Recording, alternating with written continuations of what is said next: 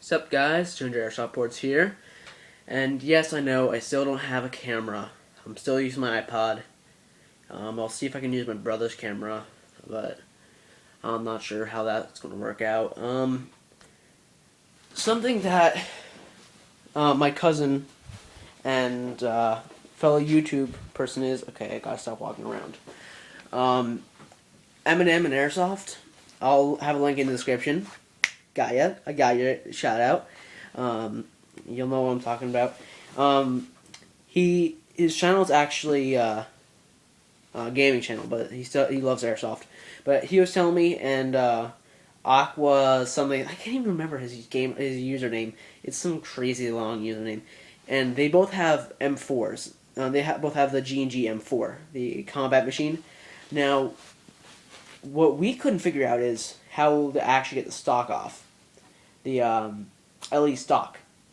Now, it's actually very hard. You actually have to, well, let me start at the beginning. My stock was getting very loose. It was like wiggling all around, and I was like, oh crap, gotta figure out, now I have to figure out how to get the stock off. So, like, I've gotten the stock off from M4 before. It's quite easy, but on the G&G it's completely different. Well, it's not completely different. It's just a lot harder. So basically, you just have to loosen it up a little bit, loosen up the spring, and then the spring inside the stock, and then you pull it off, and you take off the screw at the bottom of the buffer tube, and then there's the end cap, which is really hard to get off. I mean, I actually had to use my nail for a little bit. I was using a flathead screwdriver head to try and get it off. I started scratching the end cap, and eventually I got it off, but I just want to let you guys know, it is possible to get that thing off. Just make sure you don't strip the screw on the buffer tube, because if you strip that screw, you're not gonna have a happy time. Because if you strip that screw, number one, you can't get the stock off. Well, you can't get the buffer tube off.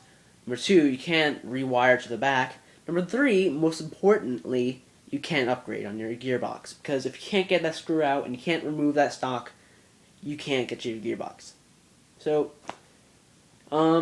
that's my experience of taking off the stock on that thing. Hopefully, I'm going to see if I can become a tech one day. I always wanted to be a tech, but right now I'm just so inept at opening a gearbox, I just cannot. I don't even want to try right now. But yeah, so this is Gingerairsoftreports here, signing out.